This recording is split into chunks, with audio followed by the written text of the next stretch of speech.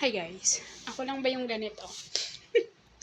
Or kayo din sa mga kapwa kadama dyan? Kasi naman, kung kailan, di ba, may mga time din ba kayo na gano'n, lalo na dun sa mga nasa bahay lang ang employer at di umaalis. Yung kung kailan may ginagawa kayo at inaantay nyo siyang makita niya na may ginagawa kayo.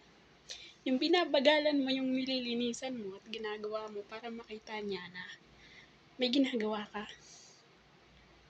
Hindi siya pumupunta. Nilinis ko kasi itong rack na to. Ayun o, pinagtatanggal ko yung kalat niya. At nililinis ko.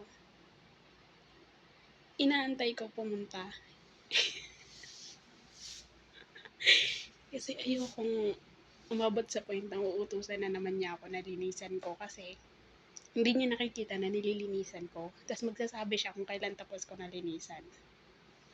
Alam mo yan? So gusto ko makita niya na nililinis ko. Tapos kung kailan wala kang ginagawa niyan, tatambay ka na, yung hayahay ka na kasi tapos na yung trabaho mo. Saka yan siya pa uli-uli. Saka siya sisilip-silip kung anong ginagawa mo. Sinong relate? Ayan o, 30 minutes ko na siyang inaantay. Nagpupunas ako, ilang layers lang yan. Binabagalan ko, nag-umpisa ako ng 6:30. 7:23 na, hindi pumupunta dito. Ang ending, nakapag-plancha na ako ng uniform ko. Para lang, alam mo yun, mabagalan ko yung paglilinis ko noon. So, yung oras na inaantay ko siya. Tapos ko naman nalinisan, ibabalik ko na lang yung kalat. Pero gusto ko makita niya kasi.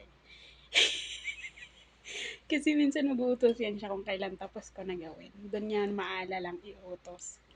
Ayan o, nagpa-plancha na ako ng uniform ko. Wala pa din. Pero pag nakaupo na ako doon sa kitchen at wala na akong ginagawa, pauli-uli yan siya, pabalik-balik. Diba? Pinagpawisan na tuloy ako kasi ang init-init dito. Ay, nako. Sinong relate sa ganyan? Kadama lang sa kalan abroad pa more.